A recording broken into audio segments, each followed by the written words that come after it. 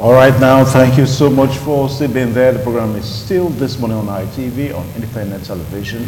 And I did tell you that we are going to be looking at, something that happened yesterday in Abuja, talking about the meeting that the president held with the service chiefs. And as Nigerians are still discussing the coming back of the president, talking about spending 104 days in the United Kingdom, some other issues are still coming up. To look at this meeting and look at the directive that the president gave yesterday, we are privileged to have Mr. Monday Aikorioge. He's a public affairs analyst. Sir, welcome to this program this morning. Thank you very much. Yeah. You are too. It's nice being here. And also we're expecting Mr. Saze Jesuobo, so hopefully when he comes, he can join us on this topic. Now, Mr. Monday, let's look at the meeting yesterday as chaired by the president, directing the service chiefs to make sure that issues that have to do with security and insecurity now should be well handled. You talk about the Boko Haram insurgency, and of course you talk about the IPOP, agitations and all that. Now, for some analysts, they say it is more of a social problem, as in issues that have to do with this has to be tackled socially first, because people that agitate, there are some social imbalance and all that. So what's your own take on it? Let's start from there. First and foremost, I want to join other Nigerians to welcome the president back to the country after being away for a while. Being our first citizen, it's our obligation to wish him well. Having said that, the issue of security is an issue that is so wide. There's what we were taught in those days, that there is no security that is unbeatable. It only buys time before you are able to manipulate it. The issue of security in Nigeria is going to take a long while to be able to resolve this problem. If you ask me why I decided to say so, I will tell you also. You have to address issue. There's no way you can build or have a building erected from the sky. Rather, you have to lay your foundation. The foundation I'm referring to here has to do with talking to the minds of the people to do away with sentiments related to tribal issue, religious issue, before you now talk of other issues that can bind us together as a nation. And if you does not do this, believe you me, it's going to be a hectic task. Most times I hear, like yesterday had a closed-door meeting with the service chiefs. Yeah. They are not magicians. This is not the first time the president will have a closed-door meeting. At a point, they were instructed to move to Borno State, which is going to act or should serve as their base, instead of before operating from Abuja, there on the ground, so that you'll be able to assess immediately as occurrences are coming in. You carry out your plans, immediate plans for all these countermeasures. The problem is, we talk of agitation, Boko Haram, militants. I will still refer you back to ethnic sentiment. For example, there's a way if you are traveling from here to Kaduna or Abuja, you'll be bubbling as a Satana. As soon as you cross Lokoja, that feelings will come on you. Am I actually accepted this place? Am I at home? By the time you now start calculating or boiling on this fat, there's no way you can have confidence. What I'm trying to talk about here has to do with Nigerians. We say we are Nigerians, but on the other way around, we are not. who doesn't like ourselves the way it's supposed to be. We talk of quota system. There's always the idea of, okay, behind, instead of 10, you say 20 to the other side, 10 to the other side, 2 to the other side. And people are aware of this. So how will you expect me to be happy? I might decide to say no. Instead of me to be at the receiving end, why can't I look for a fertile ground, a terrain that I can operate and I feel more comfortable? Yeah. I think those are one of the reasons. All right. So what you're saying is that it is actually the kind of the social injustice that tends to pervade the polity that is kind of responsible for the kind of agitations we see from the IPOP, from the hip-hop. And but let us look at the issue of Boko Haram insurgency one more time. I mean, you were once in the military. What do you think is the problem? You see, it baffles me most times when people are talking about Boko Haram. Both the non-educated, both the intellectuals, the way we view it. When you have not been to a place and you are giving description of that place, either you are on the advantage position or disadvantage position. The issue of Boko Haram, I will always refer people to, first of all, define what is Boko Haram. If the interpretation or the definition of Boko Haram is Western education is an abomination, that alone is enough to destroy every foundation that were laid by our freedom fighters. Sorry, forgive me. Our president just returned back from London. Is London in Asia? No. Is London in Arab world? No. No, it's in the West.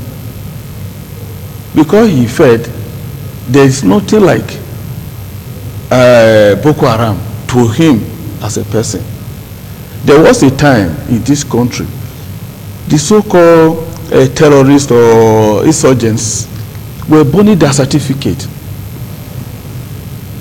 I don't think a lot of people were aware of this. They were burning their certificate, try to disassociate themselves, say, all we have acquired this Y in the university, right from your primary to the university.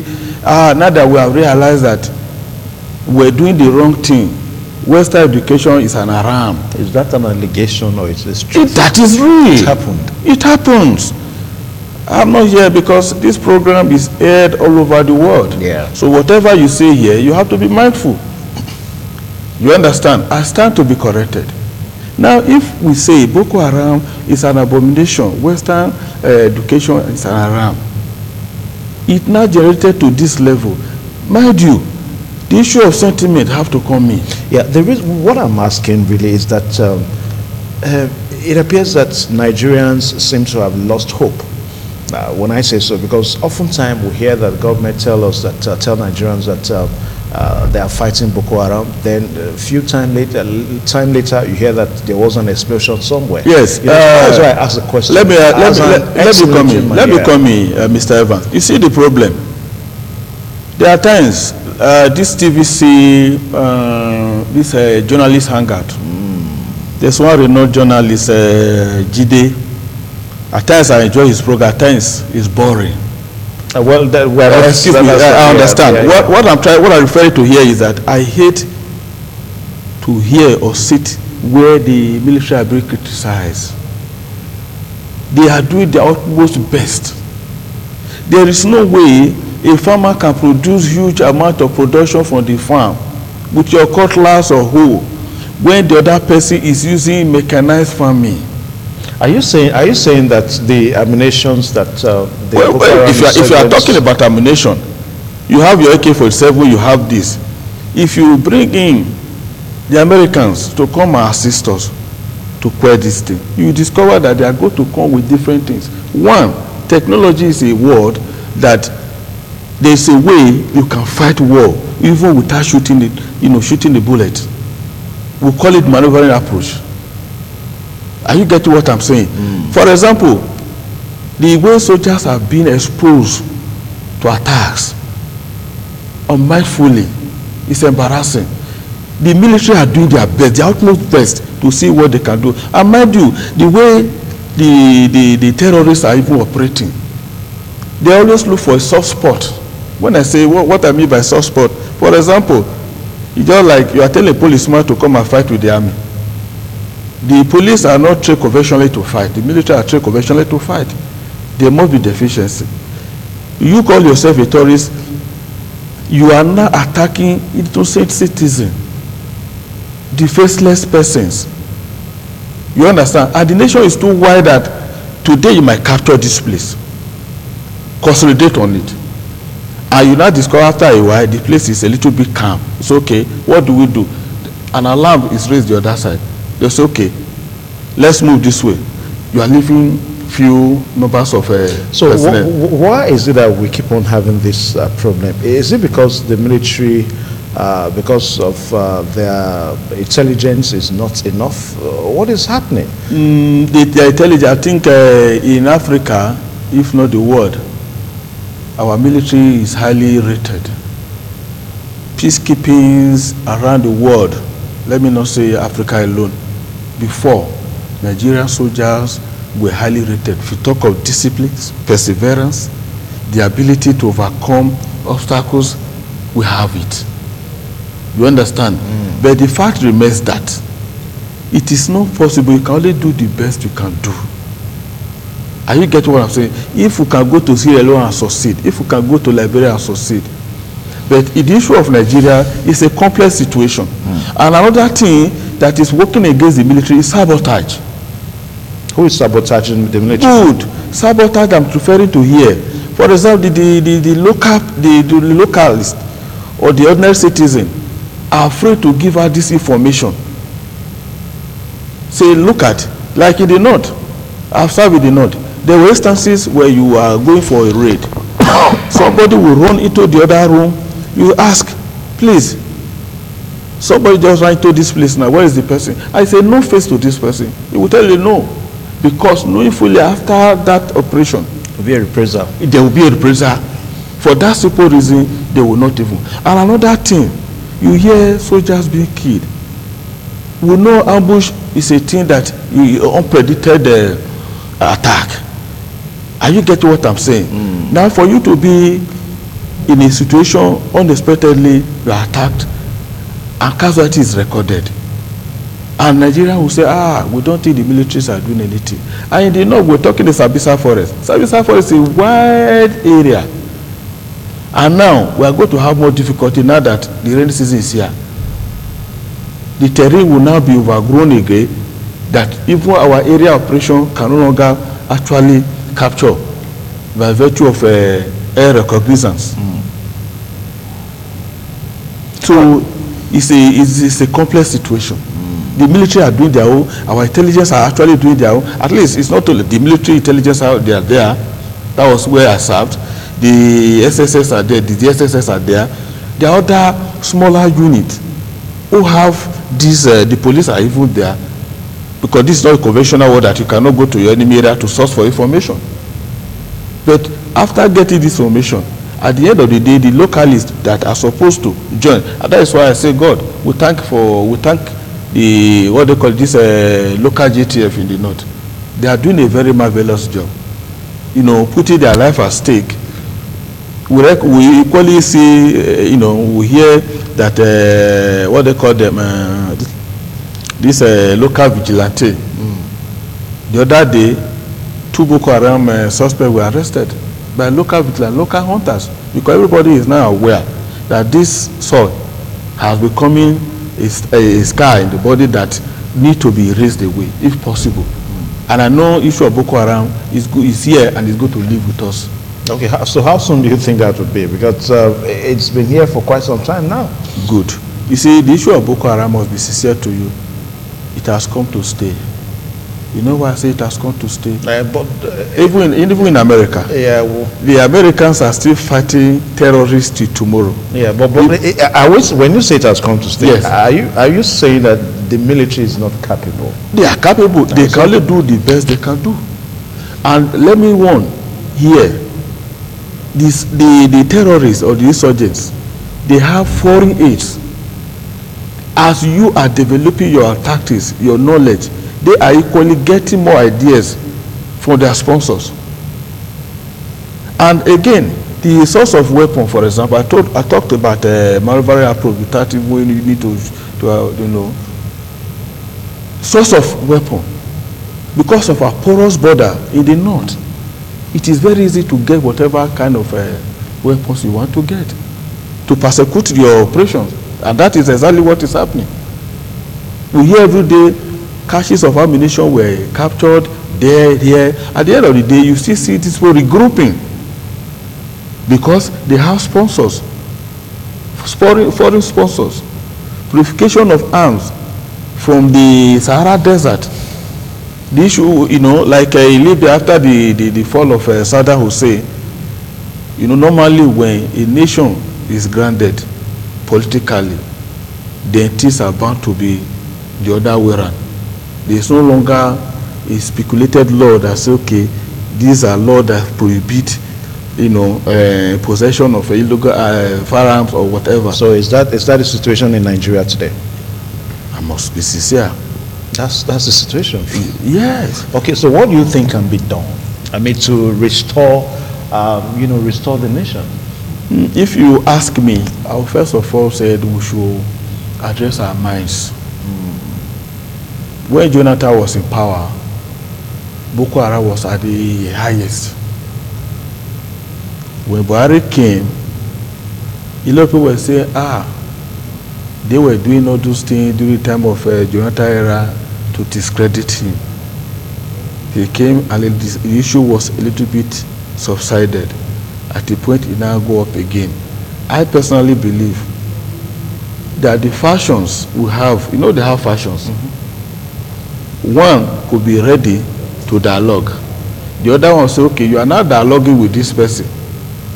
When you say dialogue, for example, the release of these Chibok girls, people are, alleging that financial inducement was used. Some said the exchange of prisoners of war was equally used. Then the other set will say, no, we cannot be on the bench. We need to get something from the government. Let's should first of all harmonize all the factions as far as Boko Haram is concerned. Once you do that, then another way forward, the military should be given the knowledge, because most of them, I'm sorry to say, we need, a scientific information source that will be able to determine. We should spend money more on lighter weapon. It could be cameras, it could be drones that will, detect likely area where Boko Haram are lodged. Okay. Now, as we look at some other questions on the topic today, talking about the meeting that the president had yesterday with service chiefs and matters arising. Now, you just said that the Boko Haram, that there are fractions in Boko Haram, that these fractions needs to be harmonized. Yes. So who is going to do that? By the so-called mediators. The mediators for Boko Haram? Yeah, I'm surprised you are saying this. Yeah, so but try with that number, whether they were genuine or not, there was a time some people came on air that initially they wanted to, but they no longer want to do it again. Some said, well, they've started negotiation. And if you tell me, let's be sincere to ourselves, Chibok girls were not just released on the platter of gold without anything as an exchange.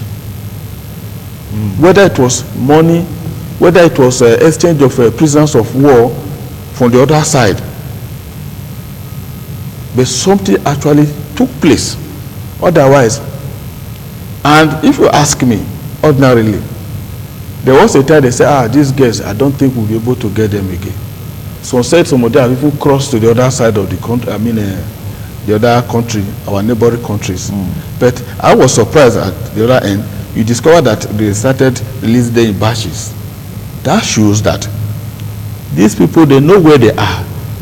I'm not trying to say here it was politically motivated to say, okay, this or that, but we have to be sincere to ourselves that these things we are doing, we have pampered them before now. And when you are pampering your child, when the child is growing up, by the time the child is not strong, it will be very difficult for you to bend the child. Now, the Boko Haram insurgency is not a regular war. Faceless set of people. Any insurgency is not a regular war. So at times, let me borrow from you the military language Yes. now. Don't you think that at times it's also necessary to pamper even the enemy, the carrot stick approach? As far as I'm concerned, I will not subscribe to it. You can only subscribe to such pampering or soft landing for any of this group where it is just beginning. Okay, not when Now that to the stage. if you are going to take statistics, both the insurgents, the ordinary persons, the military that have paid supreme price for this unjust no cause, I think there's no need. There is no need, absolutely no need. That is my personal stand, my belief. Like, let's get it to the end. There's just no need. Because if you have to, tomorrow, a different set will come knowing that, yes, they will go scot-free. Mind you, you talk about this effect. It is now becoming a thing of geographical problem. The militants the other day, I read on the page of newspaper that they are giving, quick notice to the Yorubas and the Hausas to leave the Niger Delta. Because, like the medical terms, they say where those people who are HIV carriers, that they go with so many things. They will have this, they will have that, they will have that. That is what is happening now.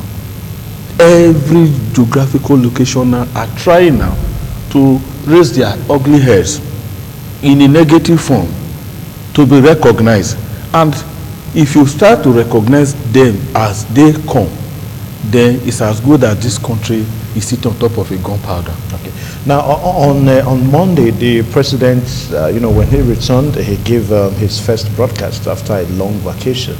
And there was an expression that captivated the interest of Nigerians, that the security of Nigeria is settled. As a matter of fact, he even made reference to the meeting he had with the late Odumegwu Ojukwu in 2003, whereby they discussed for 2 nights into the night, long hours into the night, that this country remains indivisible. Now, as a matter of fact, yesterday, while the meeting went on, the chief of service chief, Olori Shakin, defense staff, Olori Shakin, also made reference to that the security of Nigeria, the indivisibility of Nigeria is settled. Now, for some people, that did not go well with them. I mean, Ojukwu is dead, is gone, and how do you think that relates to the present reality on ground? You see, that's the question that people are asking. Yeah, Mr. Evans, if you look at the coup of 1966, the ideology of those that actually carried out the coup and those that carried out the Preaza coup, yeah. They never knew Nigeria would be like this. They were thinking within their scope as of that time. Are you getting what I'm saying? Were you in that war? No, I was not in the war. I was not in that war anyway. You were not in the military then? No. Okay. But I have to be sincere to you. The meeting with Ojukwu then was to perceive Ojukwu to talk to his people. Between that period and now, other successive government or regime that came to power, knowing that Ojukwu actually was fighting for a cause for his people, have this issue bothering the Igbos or the Easterners been addressed all this while? That's one question we must ask ourselves. So when people say that agreement probably don't fit into the reality on ground, they are right? Yes, they are right. You agree that they are right? They are very, very right. Though I will subscribe to the idea of doing it in a more matured way. Constructive manners, not destructive manners. Constructive manners. And that I give kudos to the Yorubas,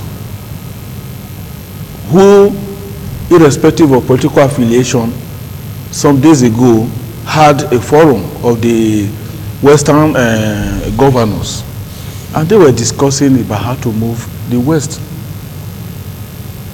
And I borrowed something from that their meeting, that if you are in a polygamous home, it depends on how your mother cultured you to be able to, to be reasonable. Because when the man is gone, the women are left to their fate to raise their children. Are you getting what I'm saying? So they started planning, should in case anything happen in this country, they will just quietly. They said they have a master plan for the next 25 years. They are not talking about APC or PDP. They are talking about their people as a tribe. Because there they say Oduduwa nation. When you use the word Oduduwa nation, I stand to be corrected.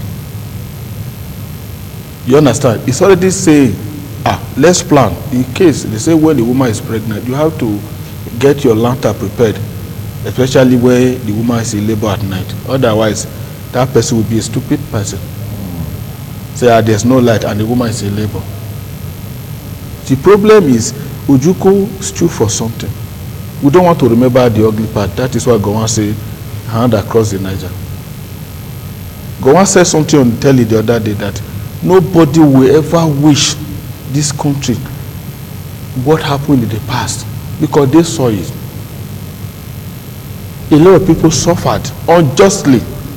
So if the president has made with Ojukwu then, say to pacify, he say, please, my friend, I know you are the leader of your people. Let's have the same idea.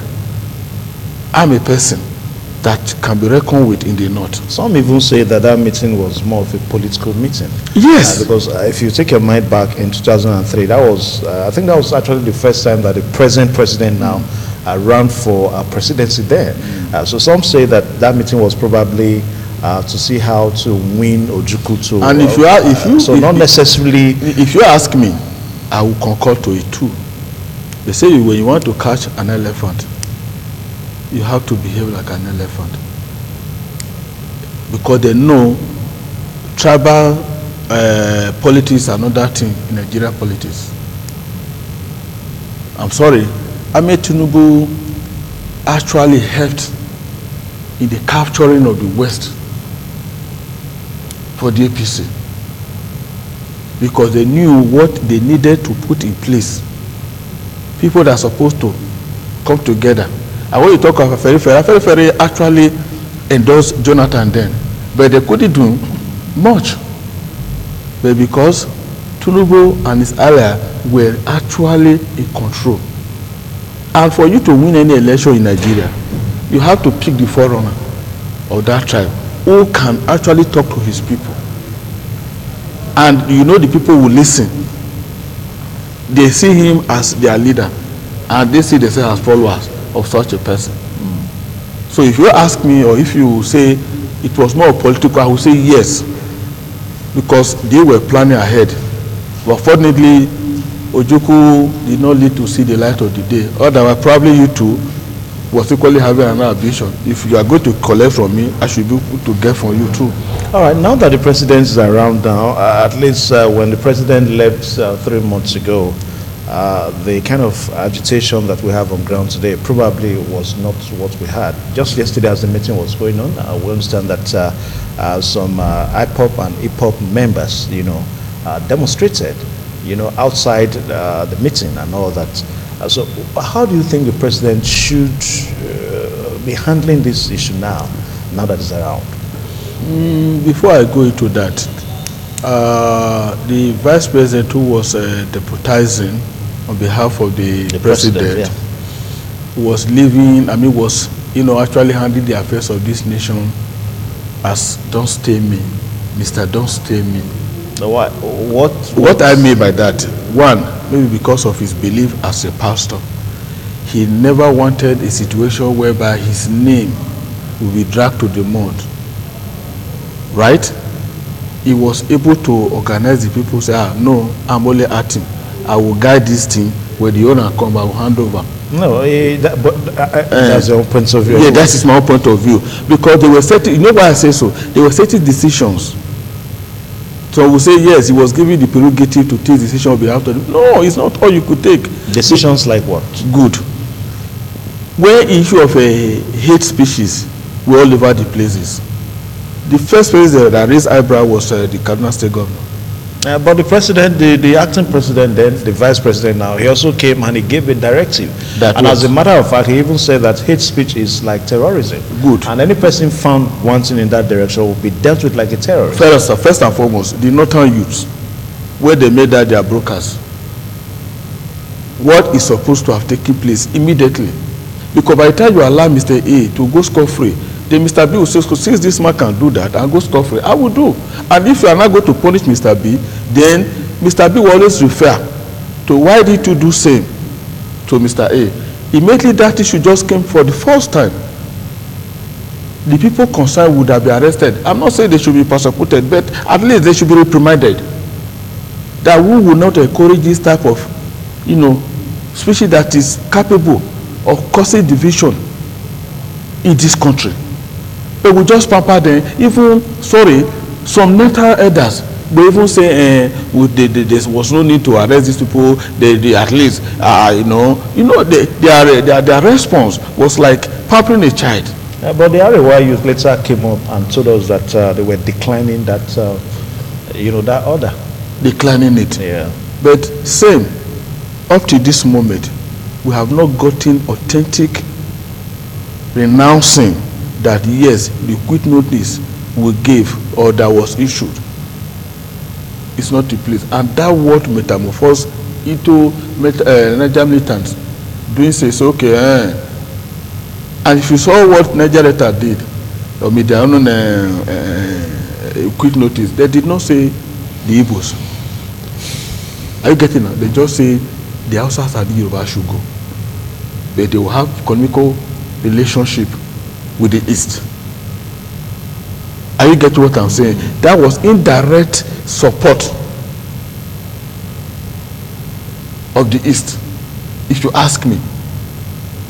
Indirect support of the East. All right, the president has said that any Nigerian is free to do business in any part of the world. As we wrap up this segment now, are you going to add your voice to that? Well, it is easier said than done. And there's an adage in my place, any house you build in another man's land is just to beautify that land. Which land are you talking about? Yes. Nigeria belongs to everybody. Excuse me. Nigeria belongs to all of us. What I'm referring to here, I know what I'm talking about. Permit me. I mentioned earlier in this program a situation where a woman will braid her hair without hair gear to her own lifestyle. That is our own culture. This is the way we live our life here. And there are certain areas you will go to in the north, you will be stoned. Yes, authoritatively I'm saying this. You will be stoned. I'll be opportune to be in the north. My last year was in Kaduna. At any given slight provocation, you see people in the barracks. Well, that was then. It's probably not the case this time. And if it was there, that heart is still there. That feeling is still there. That sentiment is still there. And there's no way you can erase it.